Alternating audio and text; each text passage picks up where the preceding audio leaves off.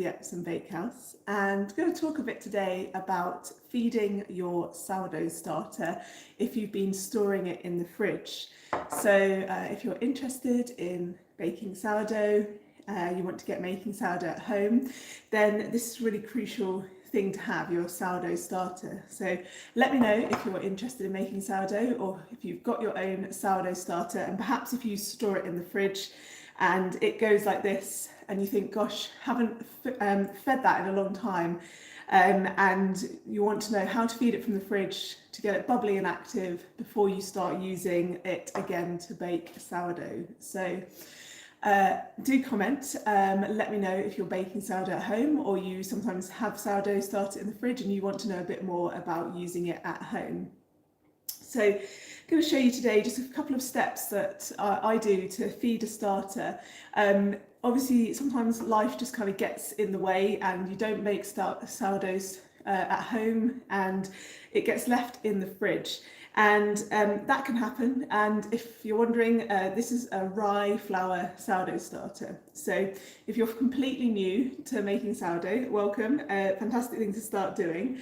And a rye flour sourdough starter, or any sourdough starter, is a mixture of flour and water that has been left to ferment so that the yeast that are naturally present on the grain start to produce gas, and then they make the starter bubbly and active, and that gas will eventually rise your dough and you'll make sourdough bread.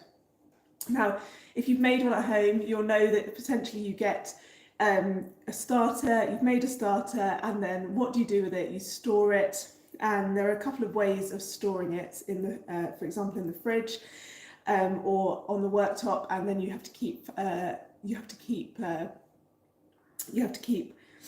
feeding it every day because your starter and the yeast in it will need more food every day to keep that bubbly activeness going. So your starter is this paste of flour and water. It's been allowed to have this yeast colony grow in it, and that helps rise your bread later on.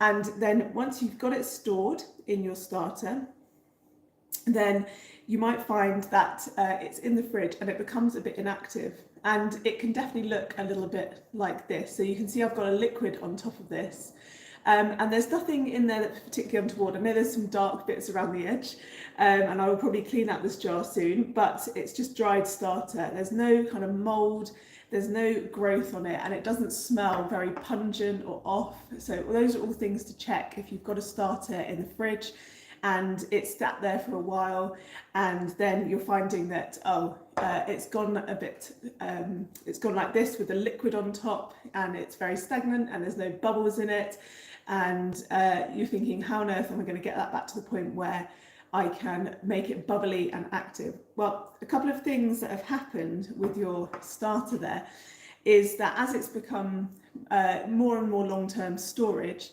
then your starter becomes more acidic. So part of the process of your starter having these yeast in, there'll also be some good bacteria in your starter, such as lactic acid bacteria, and those produce acids that will produce some of that tang and that flavour in your final bread. And they're a great thing to have there. They also give a bit of preservative quality, so stop your bread going off as quickly, and they will produce acidity in your starter. However, those lactic acid bacteria and the yeast continue to be active even in the cold temperatures of the fridge. So they'll continue to produce acids in this liquid, and that will make your starter quite acidic, and that can really slow down the yeast. So part of the reason that when you get your starter out of the fridge it's not active is because it's built up this acidity, and also the yeast have started to run out of the food, out of the rye flour, for example, that I feed mine on. They've run out of that and they're no longer producing gas. So at this point, why do you need to feed? Well, you can't just take sourdough starter like this straight out the fridge and it goes straight into your bread and the yeast instantly come back to life and start producing gas and rising your dough. Instead, you're going to need to feed your starter to reduce down that acidity first and foremost, and also then feed the yeast and get them back to being bubbly and active. So you might have heard of feeding your starter in many different ways, and it's certainly something that can be a bit specific to everybody. You might have different ways of doing it. I'm going to show you the way that I do this to minimise the amount of starter that I have to throw away and discard. And to do that, I don't take out all of this starter. If this has been in the fridge and I want to start baking, I don't take out all of this starter, throw half of it away and start refreshing the whole starter. In part because when I'm baking with a rye flour sourdough starter, I don't actually need that much to make a loaf. I probably only need about 5 to 10 grams of active starter per small loaf that I make. So let me know if you're watching and you've baked with a rye flour sourdough starter before, but you don't need that much. Once it's bubbly and active, you will find that you can then make quite a lot of starter by refreshing part of it with, say, a wheat flour. So if you want to make wheat bread, so you only need a small little bit. So I try not to refresh this all the time because I'm reducing the waste that I have in terms of feeding my starter. I don't want to take it all out. That being said, it does need to be refreshed. So let me just show you. I've got a few bits of equipment here, so you don't need very much. Just a bowl. I'm going to do it in a separate bowl because once you start to refresh your starter, you're not going to put it back in the fridge in the same container. So you're going to have a small bowl and then some water, and you can have this at kind of hand temperature, a bit of warmth, because obviously your starter is at fridge temperature, and your yeast are going to become more active the warmer they get, up to about your body temperature. So you can have some warm water, tepid water, kind of your hand temperature. And if you've done this before and you have questions about kind of the water temperature or anything like that, let me know. But you want to have like hand temperature water or cooler, anything warmer than that. You will start to kill off your yeast. So nothing hot, but just bear in mind you could put a bit of warm water in. And then I'm feeding it with the same flour that I've made the starter with, so rye flour, and this is it's a kind of grey flour. I'm using rye flour because it has a higher concentration of natural yeast. And I'm just saying hi everybody who's watching. So this is a kind of greyish flour. It's a really great flour to make your sourdough starter with. It has a higher concentration of natural yeast on the outside of the grain. So it's a good thing to bear in mind because it can become more bubbly and active more quickly. And I'm using a wholemeal version of it. I'm based in the UK, so this is always called a dark rye flour. It might be called something slightly different, but it is the whole grain version of this flour. So a rye flour to feed my starter with at the beginning of this process. And whilst we're chatting, if you are interested, if you're thinking, well, I've not even got the starter yet, and hi if you're watching, if you do want to get your own starter, you haven't even thought about the process of doing that, then do comment below and I can send you a link to sign up to my newsletter. I'm going to be releasing a new step-by-step guide to making your own sourdough starter. So do let me know below. Comment and let me know if you'd like to make your own starter. You can just comment starter if you like, and I can send you a link to sign up to the newsletter, and you'll find out when that is launching and get access to new process of making your own sourdough starter. So let me know if you would like to follow me step by step to making this. But today, just talking a bit about once you've stored your starter and it's becoming active at a cold temperature, because I store mine in the fridge, then how do you get it back to being active? So these are the things that you need. You've just got your bowl, and perhaps most crucially, I'm using weighing scales.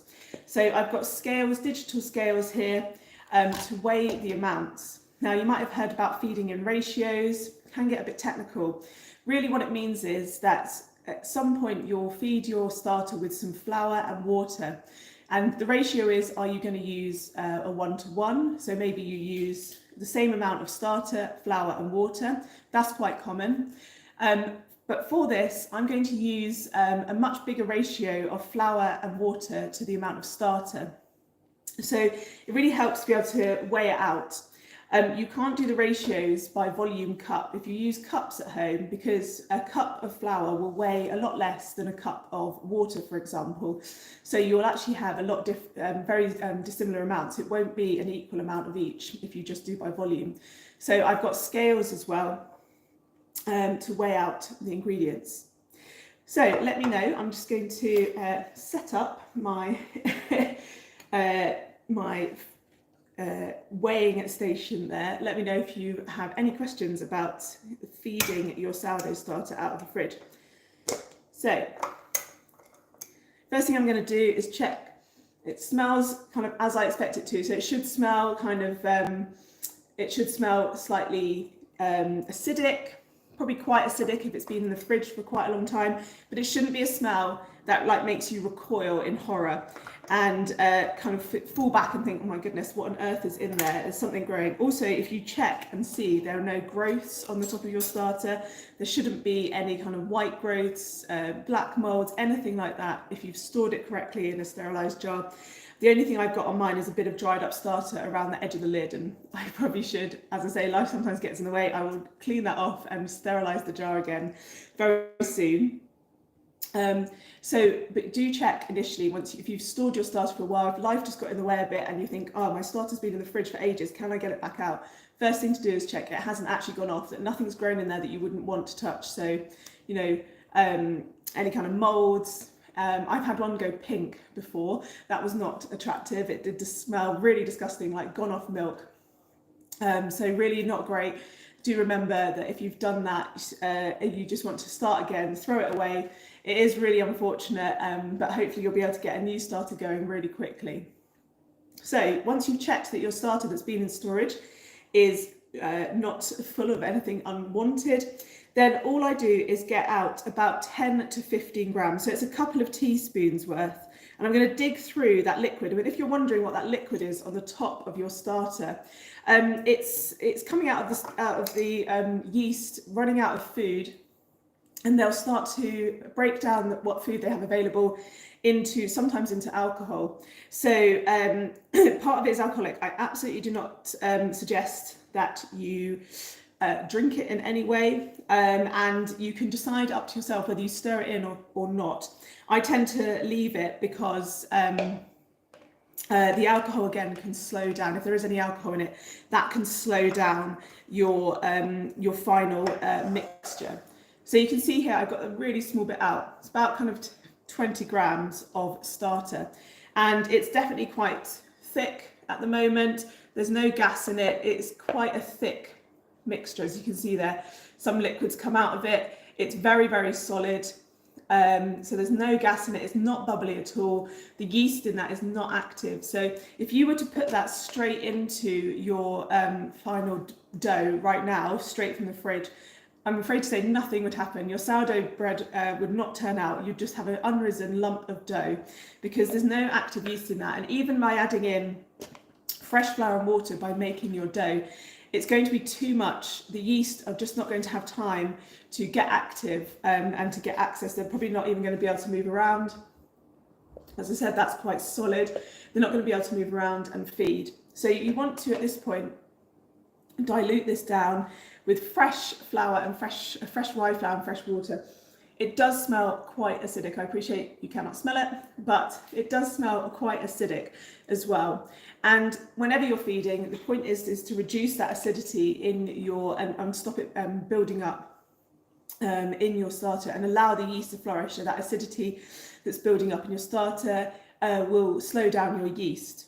So the first thing I'm going to do now, I've taken about 15 to 20 grams, and I'm going to add 3 times. So I'm going to do a 3-to-1 ratio here of the water. Now remember, I'm just saying using tap water here with a bit of warmth, and it's no warmer than my hand. As long as your tap water is not heavily chlorinated, so if it smells really of chlorine, you can let it sit out overnight and the chlorine should evaporate off.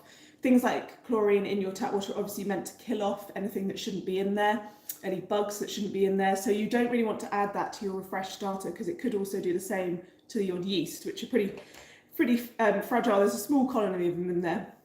So I'm going to add in the water. I'm going to add 60 grams of that water. Pour that in.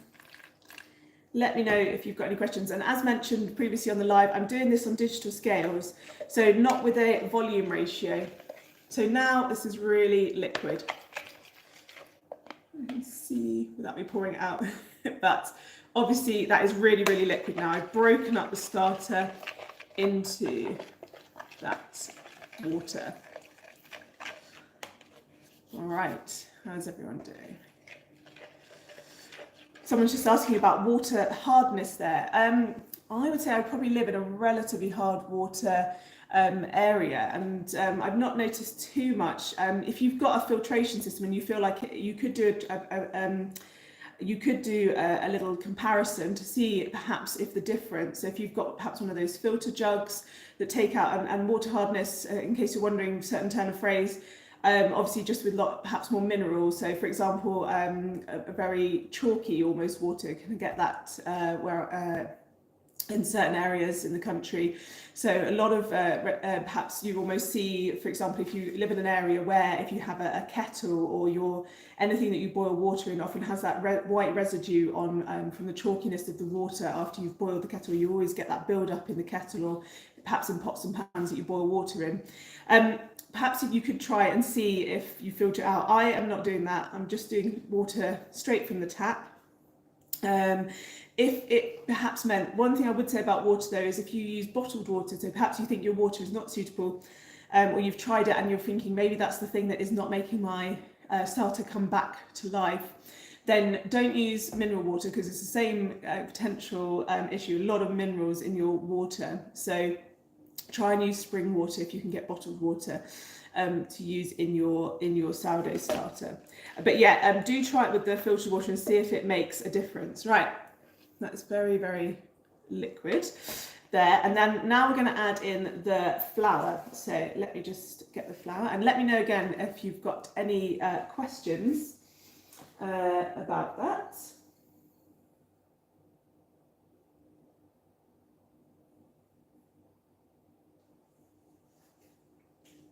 All right. No worries, thank you very much. So I'm going to do now remember we had about 10 to 20 grams of starch at the start. So I'm going to do about probably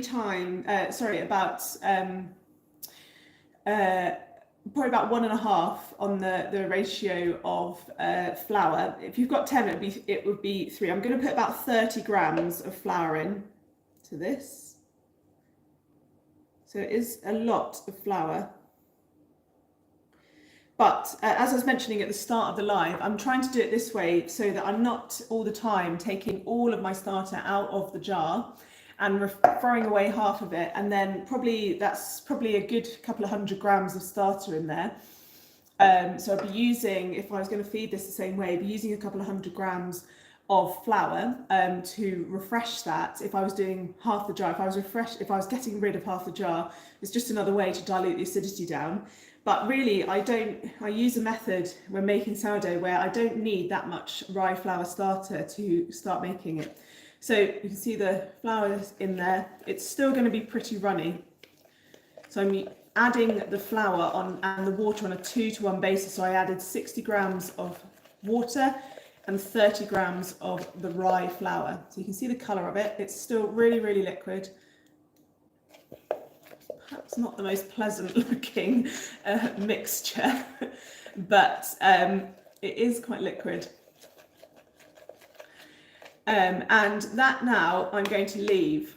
So certainly now definitely smells less acidic, and I do keep sniffing it, and you might think that's a bit weird when you're making stuff at home, but really rely on all your senses when you're making sourdough, especially that smell. You definitely don't want to be using any starter that's gone off, but now that smells a bit more fruity. You've just got the kind of flour smell and water, and it's really, really like, I guess, like batter if you make pancakes at home or anything like that. It's quite runny. And that is also helpful for the yeast, because they can now kind of almost swim around in there. They'll just be floating around and lots of access to that flour, to that rye flour. And it was wholemeal rye flour that I've added there. So I'm keeping that the same. I'm going to leave that now on the side, and I'll try and remember to take a picture of it later. It's a relatively warm and sunny day here where I am. So probably my kitchen is probably about 20 degrees centigrade, so kind of 60 to 70 Fahrenheit maybe in the lower 60s. And so leaving that on the side and cover it over. So I use these shower caps in the kitchen. So a bit of elastic, although this one is perhaps on the last leg, so I do wash them out and reuse them as much as possible. But a bit of elastic just to hold that in place, but loosely cover it, because do remember that this is going to hopefully produce gas. So you don't want to be sealing across the top of your of your container, whatever you've fed your starter in, right as after you fed it, because hopefully that yeast is going to come back to life and start producing gas and making your sourdough bubbly. Now, I'm going to leave this until kind of the end of today. So I don't know, maybe 8 or 9 o'clock tonight. So currently it's lunchtime for me. And so I'm going to leave that for a good 8 to 9 hours. It's a relatively warm kitchen. I've used a bit of warmth in the water, and that can all help your yeast work a bit more quickly. It encourages them to work. So you don't want anything hotter than your hand, because that will kill off the yeast. But a bit of warmth will help the yeast get going, especially if they've been at fridge temperature, like 2 to 3 degrees centigrade. So they've gone almost completely inactive, just a tiny bit of activity, and then you're trying to wake that back up again. So I'm going to leave that on the side for about 8 to 9 hours now. Now, after about that long, maybe 8 to 12 hours, and again, the more you do this at home, the more you'll get used to how quickly your starter comes back to life, becomes active and bubbly, especially if you're in a warmer place, or again, if you're in a cooler place and it takes longer, especially the lower temperatures, it will take longer. So with the temperature, it's probably quite warm. So hopefully after about 8 to 9 hours, the yeast will become active again. There might be some bubbles. Now, because this has been in the fridge, the starter has been in the fridge, and it's potentially got quite a lot of acid build-up, I may need to do that process again, but starting with this fed starter. So again, taking kind of 10 to 20 grams of this and putting that 30 grams of flour and of rye flour and the 60 grams of water in it. So basically repeating that process tonight and letting it sit again in a new bowl overnight. So I feel like this fed starter, part of it, if it is bubbly, some of it could go back into your jar once the activity has lessened off. Or you could start to use it perhaps in sourdough discard recipes. But if you feel like at the end of this it's not really bubbly and active, perhaps there's still a little bit of acid buildup, you may need to do an additional feed. So that would be another kind of 8 to 12 hours, so overnight on the schedule I'm going to follow. And then see what it looks like by tomorrow morning. So I will have a look and hopefully be able to update you tomorrow on what that is looking like tonight and tomorrow, and what the starter is looking like. It might sound lots of complicated terms there as well. Let me know if there's anything you wanted explaining in the terms I'm using. But if you if you have just joined as well, I'm discussing how to feed your starter when it's been in the fridge and it's cold and gone a bit dormant.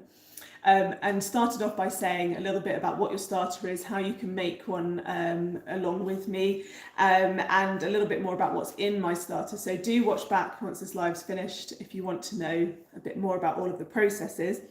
That's all to say, do comment, perhaps just with the word starter. If you want to know more about making your own starter, you can sign up to my newsletter to find out. I'm going to be launching a new step-by-step video process that you can follow at home and follow along to make your own sourdough starter as well. You'll be able to kind of ask your questions on those videos as well. It's definitely the first step in baking your own sourdough bread at home, and it's probably the most crucial bit, is getting that active bubbly starter. Without that gas being produced by the yeast in your starter, nothing is going to happen to your dough. Unfortunately, it's just not going to rise. So it's really key to start off with that active starter. So this was just about diluting down those acidity in the starter that's been in the fridge and feeding it up. All right, well, lots of people watching, and thank you so much for the questions that have been asked. It's lovely to see them. And I'll be doing a few more of these lives, both about sourdough baking and about bread making tips as well. So if you've just joined, I'm Rhiannon, and owner of the Epsom Bakehouse, and so teach lots of bread making tips online. Do subscribe to the channel if you would like to have more bread making tips. There's plenty of videos on there to check out as well. And as mentioned, I'll be coming back later on to update you, or perhaps I'll put a picture on the community feed of what this is looking like after 8 to 10 hours, and update you tomorrow if I'm going to do that extra feed again tonight. But that was just a bit more about how to feed your starter when it's been stored in the fridge and it's become inactive.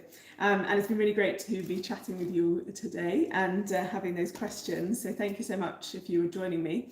Hopefully I'll be coming back again very soon to do some more lives, but do let me know in the comments if you've got any questions. I'm just having a look and seeing. if anyone is there, because I do not want to miss any potential ones. But thank you so much. Really appreciate you all joining in today. So, and obviously a little welcome as well to my kitchen here as well. This is where I teach all of my classes and do all of my online videos. So you might recognize it if you watch some of the videos on this channel. There's plenty of tips on there, more bread making tips for you to use as well. So that was how to feed your starter when it's been in the fridge, and I will sign off now. It's been lovely to chat to you, and we'll speak again very soon. Take care.